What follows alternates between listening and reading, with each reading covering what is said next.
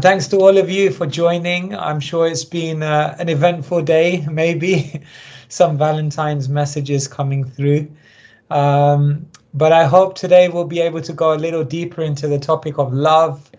Of course, sometimes people think, what can a monk teach me about love? But love is much more than romantic love. There is love in every facet and every part of our life, and we'll try and explore a little bit of that today.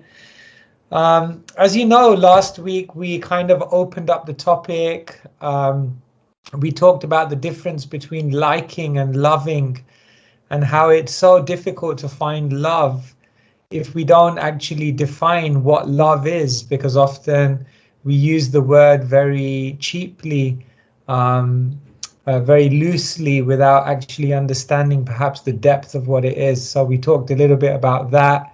We talked about different types of relationships. So we talked about toxic relationships where 1 + 1 = 0. Two people come together and they can cancel each other, and it can be quite sometimes destructive. And then we talked about transactional relationships where 1 + 1 = 1. People come together, but because it's more business-like and transactional, and in some ways still a little self-centered. 1 + 1, they come together, but they don't really change. There's no big transformation. But we talked about how those relationships have the potentiality to become something more. And then we talked about transcendent relationships where 1 + 1 could equal infinity, because the prospects are endless when we find relationships where we are able to approach that relationship in a very selfless way, and the other person comes back and reciprocates with as much selflessness, if not more. And then that becomes a very, very dynamic interaction. And what we're going to do today is kind of go a little bit deeper into what it means to form those transcendental relationships, because sometimes we can look at that and feel it to be quite utopian, feel it to be quite idealistic, and we feel that we've just experienced transactional relationships our whole life, and how do we actually get into a space where we can experience a different quality of relationship? So yeah, I'm going to share some ideas with you. As with last week, I'll speak not for too long, probably about 35 minutes. And during that time, if you have any questions, please do post them on the chat. And then we'll obviously at the end give everyone an opportunity to ask their questions live. So I'm just going to show my PowerPoint. Sapna, could you just confirm that you can see my PowerPoint?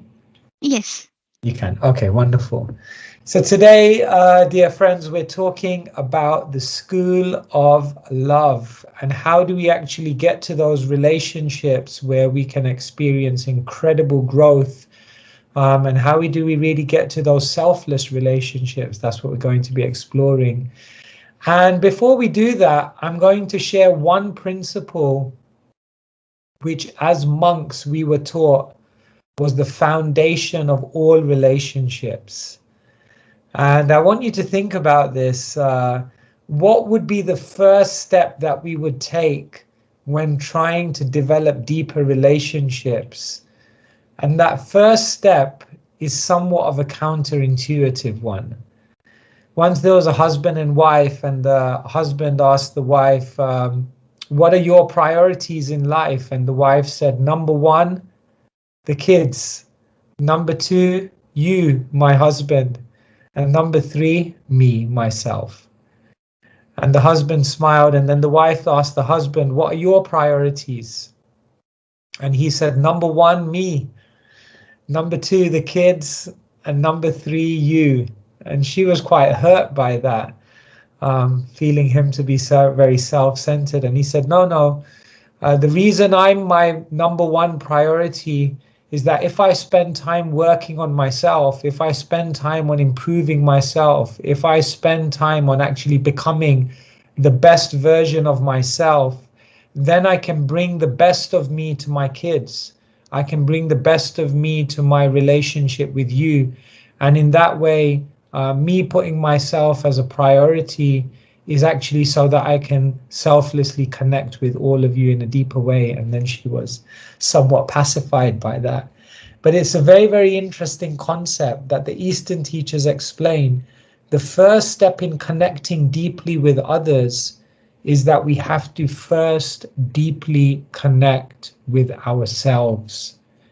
I want you to think about this concept of solitude. There's a very famous quote from Oscar Wilde who says, "I think it's very healthy to spend time alone. You need to know how to be alone and not be defined by another person." Solitude is something that people in the world today very much shy away from. They think being alone means being lonely. But actually being alone and experiencing that solitude can actually be incredibly, incredibly empowering. Loneliness can leave us negative and down and de-energized, but solitude can leave us positive, uplifted, and empowered and more aware, so that we can actually connect with others. When I was traveling in India before I became a full-time monk, I met a yogi and I asked him for some advice. And he said, every year, disconnect for 1 month. He said, every week, disconnect for 1 day. And he said, every day, disconnect for 1 hour. And he looked at me and he said, if you disconnect from the world and spend time in solitude, you'll be able to come back to the world and give the best of yourself. And perhaps this is the one thing that in today's busy, manic, chaotic world, we just don't do enough. We don't spend enough time in solitude. There was a study once of visitors to a museum, and they analyzed 2 groups. One group of people who came to the museum in the company of others, and the second group of people who came to the museum alone. And the interesting thing is that they found that those who came to the museum alone had a much deeper emotional, intellectual, and stimulating experience, because there was a certain attention, and there was a certain focus, and there was a certain presence that they gained by not being surrounded by others. Those who came in groups, who were chatting with each other, who were concerned with other people's perceptions of them, their mind and their consciousness was not able to fully appreciate everything around them. And so there's definitely something to be said for solitude. Solitude becomes something which helps us find our authenticity. When we're alone, there's no need to pretend, and therefore we see another side of ourselves, perhaps the real side.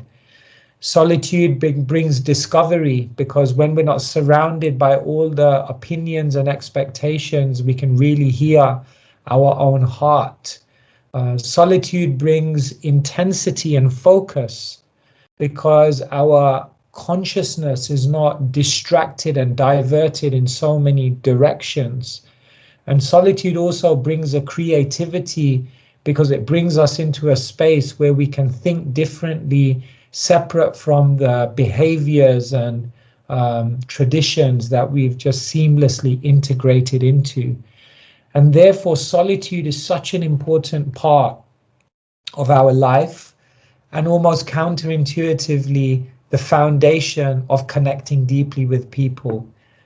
If we don't know ourselves, it will be practically impossible to bring the best of ourselves to someone else, and also it will be practically impossible to understand anyone else and our interaction with them if we haven't spent that time in solitude. And so what we tell people is perhaps one of the most powerful ways to bring solitude into your life is by spending some time every single morning in sacred space.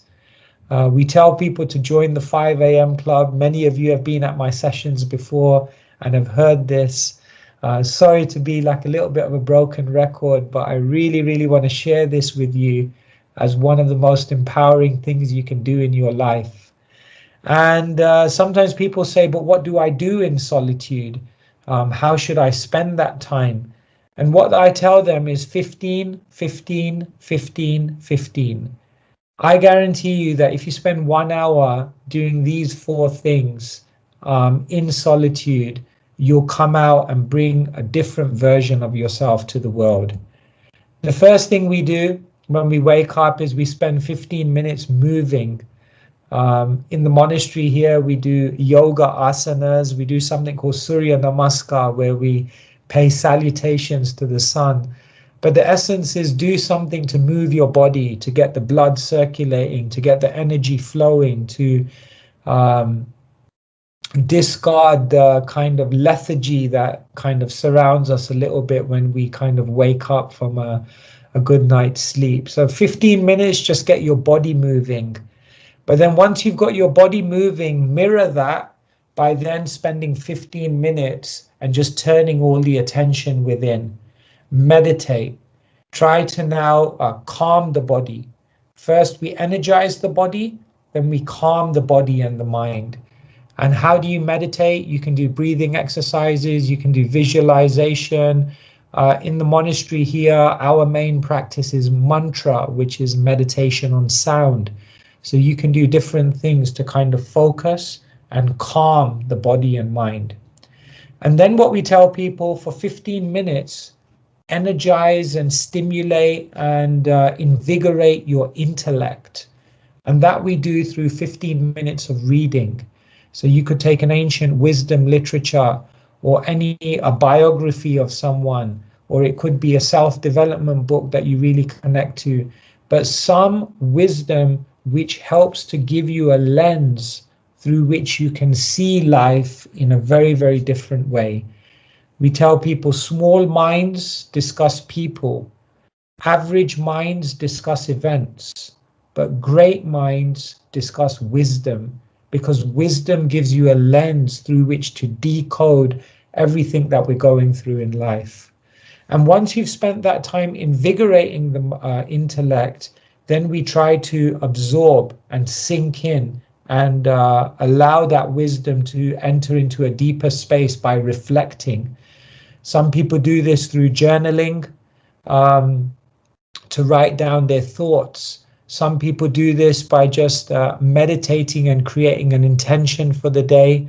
Some people do this by just reading an affirmation and kind of allowing that to kind of pervade their consciousness.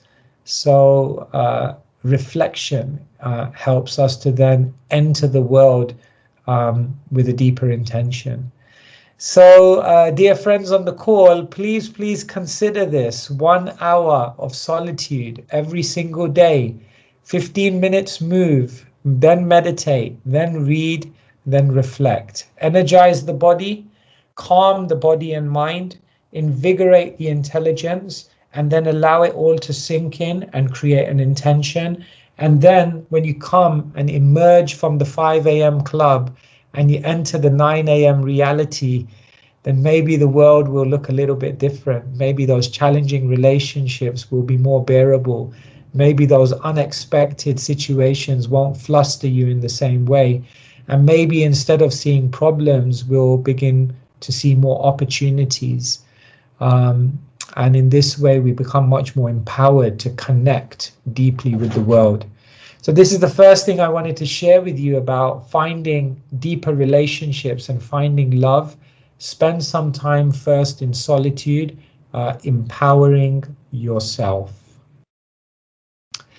Now what I'd like to go on to do today is just share with you some of the lessons that the ancient Eastern teachers give us in terms of how to connect with people in a much deeper way. These lessons that I'm going to share with you today are primarily from the ancient Sanskrit literatures, and primarily they're given in terms of our connection with divinity. In other words, these principles help us how to connect with divinity according to the Eastern teachers. However, these principles are so universal that whether it's divinity who you're trying to connect with, or whether it's a spouse, or whether it's your children, or whether it's anyone in your life who you value and you'd like to connect more deeply with, these principles still stand true. And therefore, I'll try to share these with you because they're somewhat counterintuitive to what the world generally teaches us today about love. And so, yeah, I hope some of these will be relevant for you. You can also, as I'm going through some of these principles, maybe in your mind right now, you can think about a relationship which you'd like to improve. And bring more love into, and maybe see under each one of these principles how that could affect the way you interact in that particular relationship. The first thing I wanted to share with you is that the world often teaches us that love is random. We wake up in the morning and think maybe today's the day, maybe that person is going to magically appear. What does my astrology say? Maybe the planets are aligned and I'll be the fortunate one to find my soulmate today. And we often talk about falling in love as though it's some kind of random occurrence which happens to the really lucky ones. The interesting thing is that the ancient teachers tell us that love is not random, but love is intentional. There are certain attitudes, there are certain mindsets, there are certain behaviors, there are certain approaches to life which make us more available and open to actually experiencing loving connection. Love is not something that just happens to you. We tell people the love that you give is that love will pursue you. The love that you give is the love that will pursue you. And therefore, perhaps the first lesson in trying to forge more loving relationships in this world is that instead of expecting love, we should become more expert in expressing love. Don't just expect love, but express love. Because love is intentional, love is not random. Love is something that we can consciously inculcate. And that leads on perhaps to the next principle, which is that we're often told that love is dependent on interaction. In other words, the more time you spend with someone, the closer you are to them, the physical proximity that you have is what will allow that love to come about. Now, we're not saying that time with someone is unimportant. We're not saying that being with them is unimportant. We're not saying that that physical contact with them is unimportant. But actually, what the Eastern teachers explain is that interaction is great, but if in the interaction there's no connection, there's no attention, there's no presence, then that interaction in and of itself won't be useful in actually inculcating love. We develop love not by the amount of time we spend with someone and not by how physically close we are to them, but how much attention and presence we give them in terms of our own consciousness. Sometimes I've seen obviously people together sitting around a table and just all on their devices. In other words, together, interacting in one sense, but no connection, no presence, no attention. So to give someone your attention is perhaps to give them the greatest gift. It's the most generous gift you can give to someone, your own attention and presence. And it's that attention which brings about actually a deeper connection with other beings. This attention also allows us to understand what's going on within someone's heart in a deeper way. One of the reasons why we can't connect deeply with someone is because we're interacting with them, but we're not connecting and giving the attention to be able to see what's going on in the background of their life. if you want to have loving relationships, we have to learn to hear the unheard. We have to learn to see the unseen.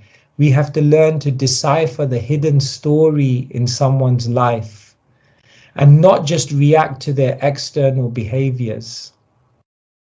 One time a man, he came to his pastor and he said, my wife just keeps shouting and shouting and I just can't understand why she's so annoyed. So the pastor said, go back and listen to her carefully. So the husband, he went back, he listened to his wife shouting and shouting, and he came back to the pastor and he said, now I'm even more confused because it makes even less sense to me. And then the pastor said, I want you to now go back and listen to everything she's not saying. And he said, listen to everything she's not saying, but how can I listen to what she's not saying? And the pastor said, now I want you to listen to her heart. Listen to the feelings that she hasn't expressed. Listen to the reservations that she has and the experiences she's gone through that's causing her to act in the way she's acting. And so he went back. And this time he closed his eyes and listened, but didn't just listen to her shouting. He tried to listen to her heart. He tried to understand what was going on in the background. And then he came back to the pastor and he said, now I understand. The pastor said, yes, because you've learned to hear the unheard, see the unseen, and decipher the lesson that someone doesn't necessarily share with you. Sometimes when people are looking for a lot of attention in a relationship, the hidden story is that in their life they were never given encouragement. If in a relationship someone is looking constantly for power, for control, it's because perhaps in their life they were exploited at some point. In a relationship, if someone is constantly looking for independence, it's probably because in their life they were never really given empowerment and space to explore their creativity. In other words, when we learn to hear the unheard and actually connect with someone's heart and not just interact with their body, then we can actually have deeper relationships. The third thing that the teachers tell us is that we're often told in the world that love is chemistry. It's a magical feeling that you have, something that you can't explore, you can't predict, you can't explain. It's just a magical movement of the heart, and that's love. And while we don't doubt that there sometimes is a special energy when you meet someone and a unique experience, love is not chemistry. Chemistry may bring people together, but commitment is what actually allows them to then deeply connect. One time I was in a talk and someone said, do you believe in arranged marriages or love marriages? Some of you may be aware in Eastern culture, there's the concept of arranged marriages where the mother and father will arrange a spouse for the child, as opposed to love marriages where they make their own choice. And so the person asked me, which one do you believe in? And I said to them, do all love marriages result in love? And he said, some do, some don't. I said, do all arranged marriages result in love? He said, some do, some don't. And therefore I said, there you have your answer. In one sense, it's not so much about how two people come together, but it's more about what they do once they are together. And that is really what's going to define the quality of that relationship. Where there's commitment, where there's service, where there's sacrifice, where there's selflessness, that is what defines the depth of a relationship. Sometimes we wait to love someone before we serve them, but actually the real thing is that by serving them we learn to love someone, because it's in that exchange. Love is not just a feeling, love is an action. And so this is what the teachers explain to us from the East, that chemistry may bring people together, but commitment is what helps them to actually deeply connect with each other. Another interesting counterintuitive idea that the Eastern teachers give us is that the world often sees love as something binary. Either you have it or you don't. You fall in love, you fall out of love. It's black or white, it's 1 or 0. But actually, according to Eastern teachers, love unfolds in stages. Some of you may be in a relationship where you feel like you've fallen in love. Some of you may be in a relationship where you feel like you're together, but there is no love. Sometimes you'll be in a relationship where you feel like love is causing you pain. In other words, love is something that can be developed. It's not 0 or 1. Sometimes there's a little, sometimes there's more. Sometimes relationships go through their twists and turns, times of connection and disconnection. And therefore, when we learn to see that love unfolds in stages, then in relationships we can be more realistic and we can be more nurturing, and we can try to give the best of ourselves to bring out that love. You can think of love like a plant which grows and which takes time. Every plant grows in its own way according to its own life cycle. But eventually that plant, through nurturing, through care, through kindness, manifests its beauty, its fruits, its flowers. And so it takes time. And therefore, the Eastern teachers explain, yes, love unfolds in stages. So every relationship has potentiality. This is a really, really important point. Every relationship holds potentiality. And don't judge that relationship by where it is now, because it can unfold more and more. And another thing that the world often tells us is that love is blind, that we become so emotionally charged by being with that person that we see beyond all their faults, and we don't see their faults and we only see the good things. But actually, the teachers tell us that love is actually to be fully aware of someone. It's not that you don't see the faults in someone. It's not that you don't see their imperfections. It's not that you don't see that they're falling short. But what it is that you see their deeper sincerity, their deeper inner beauty. You see their deeper potentiality. And because you're seeing the inner beauty of someone, even when you see the seeming faults in them, it doesn't sway you from your loving connection with them. And therefore, love means to know more and more about how wonderful another person is. And when we learn to grasp the inner beauty of that person, we connect much more deeply with them, their character, their personality. This is so important. And so here I'm sharing with you some lessons in love. And oftentimes many of our relationships fail because perhaps we focus too much on the left-hand side. Whereas if we enter that relationship in a wholesome way with more of the right-hand focus, then we may see that actually there's a lot more potentiality in our relationships. I want to share one other exercise with you. Perhaps if you feel it's relevant, you can take a screenshot of this and do it in your own time. What I often do with groups is I ask them to draw a table on a piece of paper, and on the left-hand side, list all the major relationships in their life. And if you can, even better, put a name to every one of these relationships, a specific person. And then what I ask them to do is, for each relationship, identify one behavior, one activity, one interaction they could do in that relationship to be less selfish and to be more selfless. Now, the trick is it has to be something that you can commit to, and it can be consistently done, and you can do it immediately. So it could be something very, very small, but a behavior that you'll change in that relationship to be less selfish and more selfless.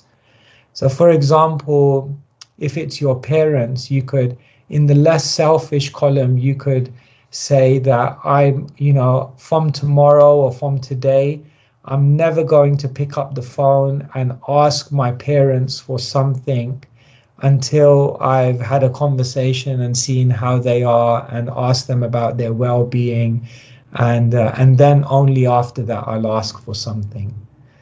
And that might sound a little bit artificial in the beginning, but when you do that as a behavior, then you might actually find that your relationship and the way that others relate to you may change drastically, because they see less of that selfishness.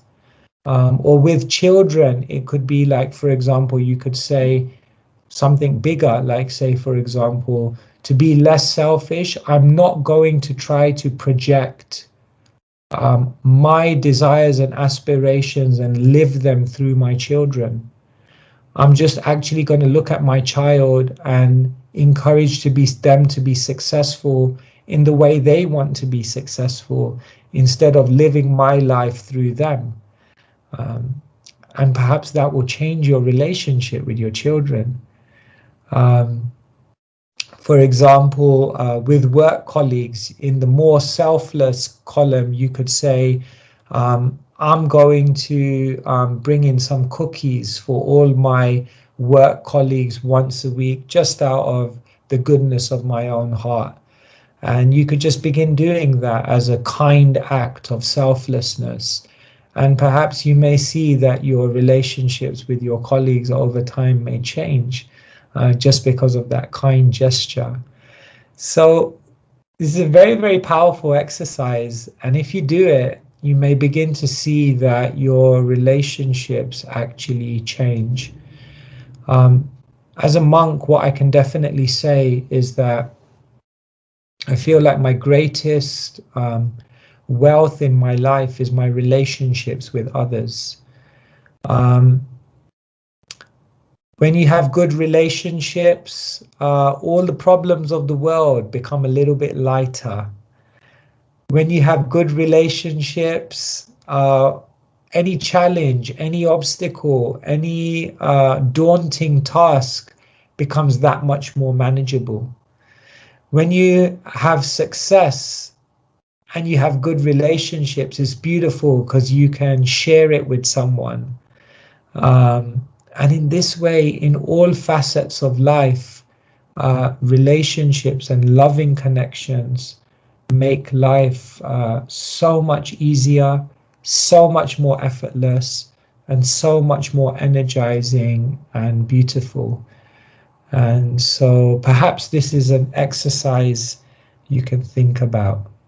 So we're coming to the end of the presentation. Just for you to think about any questions or comments you may have, please post them on the chat, and we'll also field them live. And one final thing I'd like to share with you today is that as we begin to imbibe some of these principles of how to connect with people in a more selfless and deep and spiritual way, what we'll actually find is that our love begins to expand more and more. When we go from expecting love and we start expressing love, then what eventually happens is we see expanding love within our life. And this is the trajectory we want to go on. In the beginning, we think love is very much reserved for those people, my family, those people who I connect with every single day, who I have a blood connection with or a direct commitment to. But eventually what happens when we become more expert in love is that that love expands beyond the family to one's friends. One actually experiences love in their friendly relationships with others. Eventually that expands to the community, and you'll be surprised, love can even expand to strangers.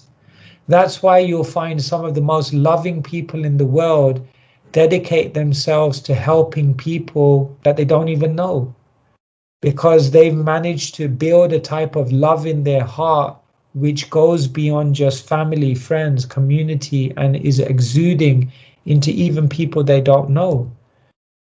Some people's love even expands beyond just the humans, and they learn to love all living beings and treat everyone with sensitivity and respect. And when that love goes even further, then it even encompasses the inanimate aspects of nature, seeing divinity and spirituality and value in everything around me. And when we go on this kind of trajectory, then what we'll begin to understand is that love is something we can experience in any situation at any time, because love is something that is so overflowing within our hearts that it can then be connected to everyone and everything around us. And in this way, life becomes very, very beautiful. So this is what I wanted to share with you today. Some lessons from the School of Love. We began by talking about the power of solitude. So please think deeply about some solitude in your life, 1 hour. Remember, 4 parts of 15 minutes each. Meditate, move, meditate, read, and reflect. And see how that changes you as you come into the world and bring the best of yourself. And then we talked about different lessons in love, how love is not random, love is intentional, how love is not binary, but it unfolds in stages, how love is not just chemistry, but it's a commitment, how love is something that we can experience at all times, and it's not just reserved for some small part or one particular relationship. And then we asked you to think about how you can do some selfless acts, what you can do in different relationships to change and shift the positioning of that relationship. And then we ended by talking about how, as we become expert in all these things, our love expands. So I hope some of these have been useful for you, something to think about, relevant to maybe some of the things you're going through in your life at the moment. And very much happy to perhaps take some feedback, or if you have some questions, then maybe Sapna, you can. Yes. First of all, big thanks, Swamiji, for delivering such an outstanding talk. I mean, like the talk was really, really filled with inspiration, and we can apply all these principles not only limited to our family, but also to the community, corporate world, and the entire society. So, thank you so much. Really appreciate your time and effort. So, we will quickly go over the some of the questions over the chat. The first question by Jennifer. I enjoy the solitude so much. It's incredibly healing. I find it difficult to come back to the word and people. Any advice for re engaging? Oh wow, that's such a beautiful question. Yeah, well, I think the first thing is it's amazing that you enjoy solitude. I think that's very unique in the world today. Many people struggle with that. What basically inspires us to re-engage with the world is the opportunity to serve, um, to make a contribution to people's lives, to be able to share what we've been experiencing in a way that upgrades and helps other people in their journey. There is nothing more rewarding in life than that. Rabindranath Tagore, the famous writer, he said, I went to sleep and I dreamt that life is joy. He said, I woke up and I realized life is service. And then he said, I began to serve and I realized service is joy.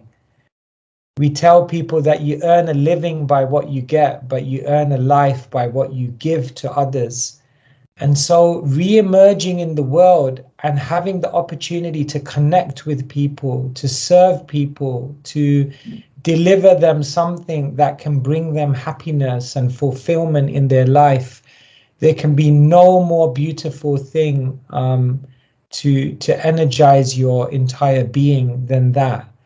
And so service and contribution and the taste of what that feels like is the ultimate inspiring factor to re-emerge in the world. And it's not always easy to re-emerge in the world because we're faced with so many negative and challenging situations, sometimes people. But when we navigate through all of that and offer some service to others, some contribution, it fulfills our heart in a different way. And so that becomes the inspiration. Some thoughts. Thank you, Swamiji. The next question by Chad. What do you focus the attention on in your meditation practice? Oh, wonderful. Thank you so much. Yeah. I guess meditation is so varied that so many people do it in so many different ways. Sometimes the most basic thing to just focus on is your breath. You know, our breath is the thing we do every single day at every single moment, but it's sometimes the thing that we're just least conscious of. Like, for example, if I told all of you, take a deep breath in right now, and then if I asked you, when you breathe in, does your stomach go in or does your stomach go out? And I can't do this live with all of you because we're on a Zoom call, but when I do this in a group, we're usually split halfway. And some people say my stomach goes out, my stomach goes in. And it proves that most of us aren't even breathing consciously. Most of us don't even know the right way to breathe. But if you think about it, when the breathing and your emotions are probably connected like nothing else. When you're angry, your breathing changes. When you're excited, your breathing changes. When you're in love, your breathing changes. Your breathing is so connected to your emotions. So when you control your breathing, your emotions are also controlled. So in many meditations, we can focus on breathing. Sometimes in meditations, we can focus on an affirmation or an aspiration.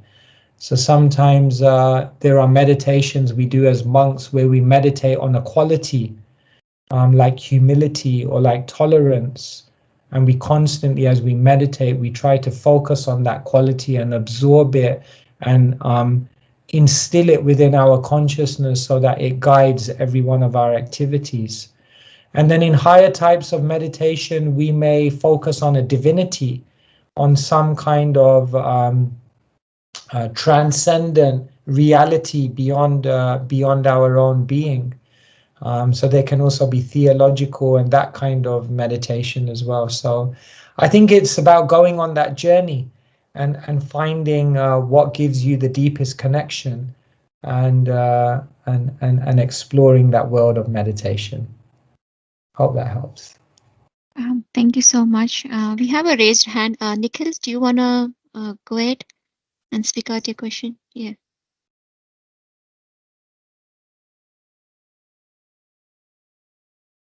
Okay, maybe.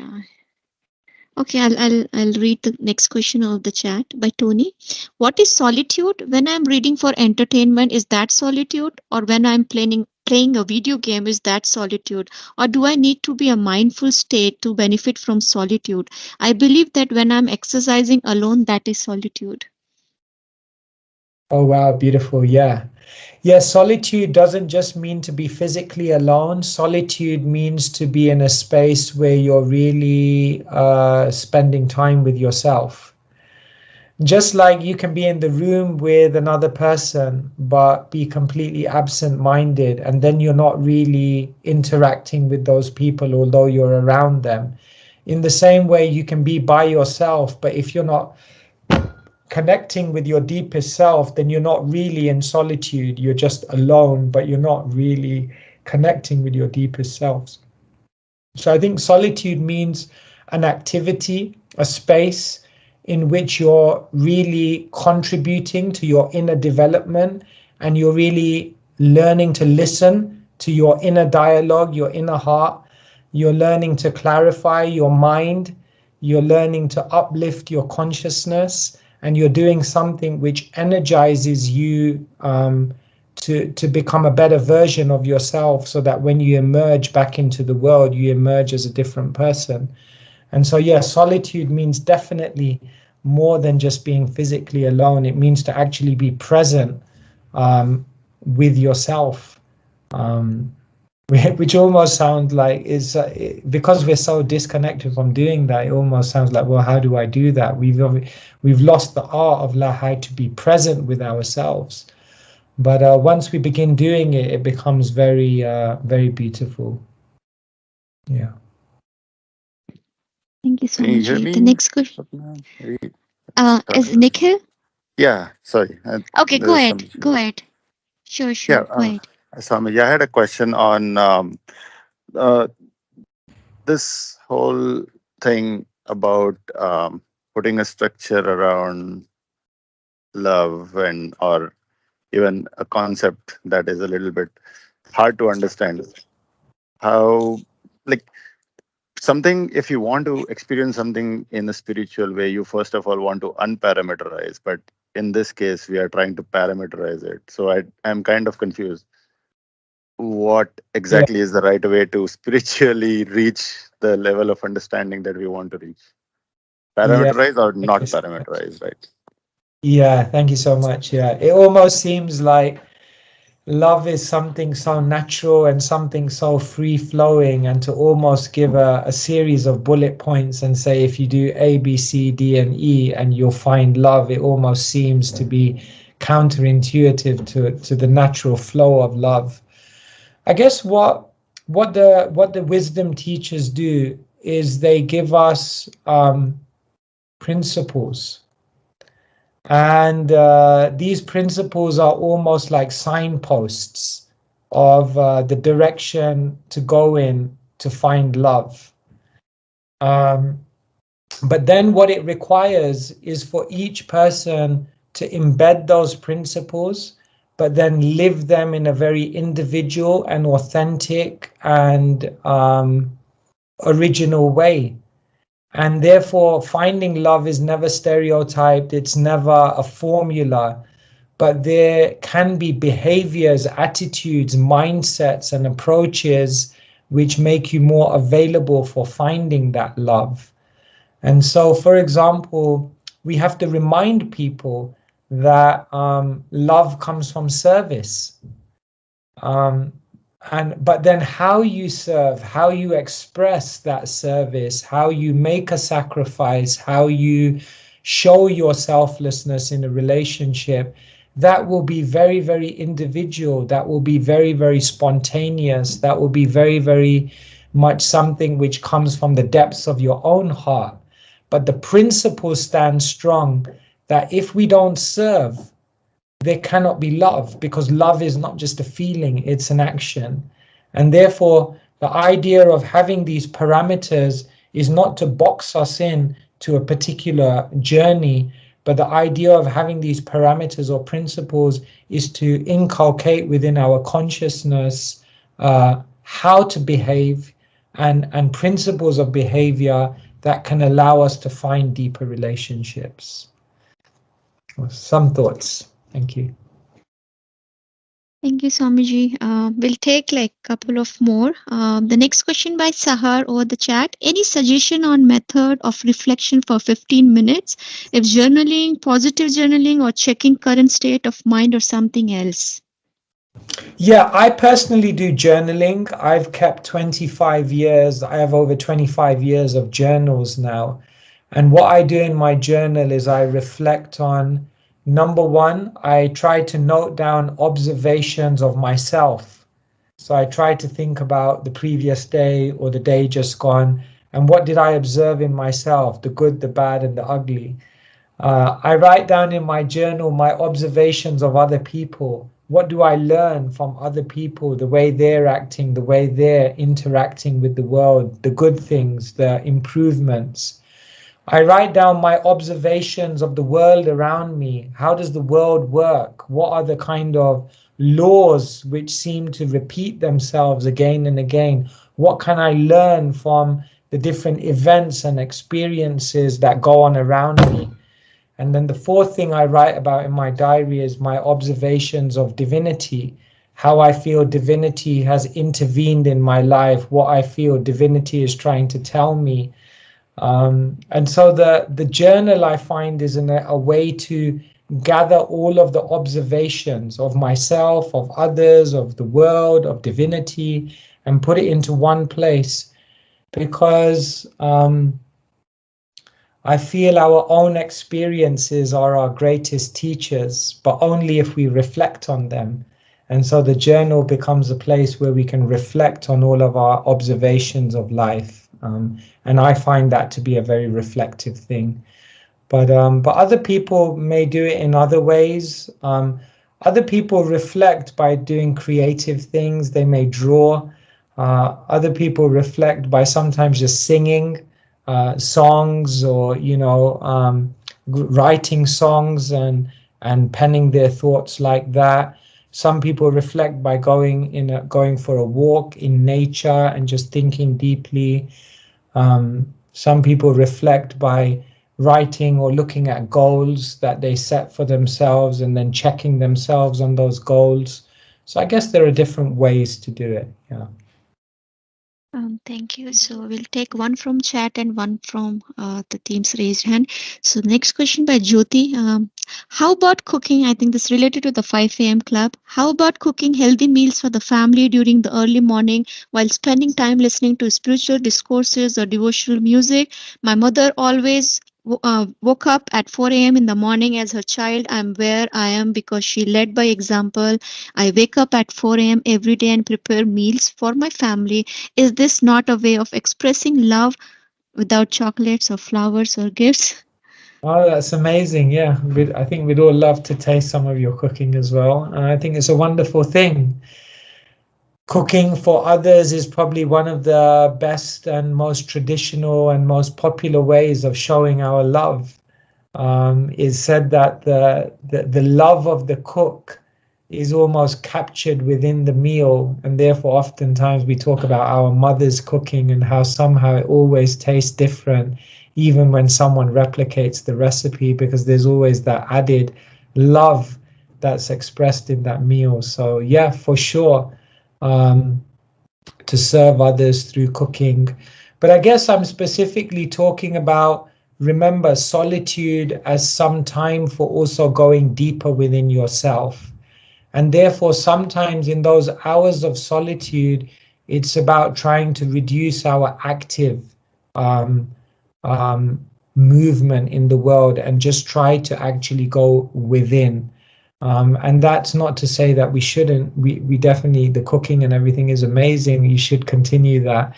But also to spend some time just going within and not doing any activities of the world, but trying to really just focus all the attention and energy within. So I would say try to do both if you can. You might have to wake up a little earlier. Okay, thank you. So one last, I think we don't have the raised hand, but last to give chance to other candidate, Mukta. How to think about fear and set boundary on expressing love? Pardon me, I just forgot. I just missed that. Could you repeat that? Yes, how to think about fear and set boundary on expressing love. Oh, yes. Thank you so much. Yeah. Yeah. Expressing love requires one to be a little bit vulnerable, because you express your love and you don't know how people are going to react. You don't know whether people will reciprocate.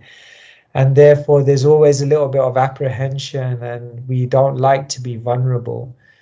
I think we can take steps in our selflessness and in our expression of love.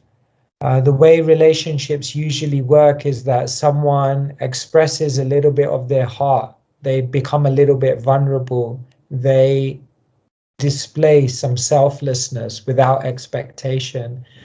And what happens often in relationships is that the other person becomes inspired, becomes captured, appreciative, grateful for that exhibition, and they reciprocate by giving a bit of their heart and giving a bit of selflessness. And then that inspires the other person to give a little bit more, and then they give a little bit more and give it. And that's how a relationship goes deeper and deeper. Sometimes we'll find in those relationships that someone gives, but then they stop giving at a certain point, and then we kind of retract as well. And therefore, I was also giving these principles of love, that love is commitment, love unfolds in stages. So I think in relationships, give the best, give as much as you feel comfortable as you can in terms of the best of yourself at this moment. See how another person responds and interacts, and then see whether you feel that relationship has potentiality to go deeper. And like that, every relationship is unique and will unfold in its own way. But yes, it does require one to be vulnerable. It does require one to go into a fearful space, because we don't always know how people will respond. But fortune favors the brave, and all good things in life require some risk, and relationships are no different.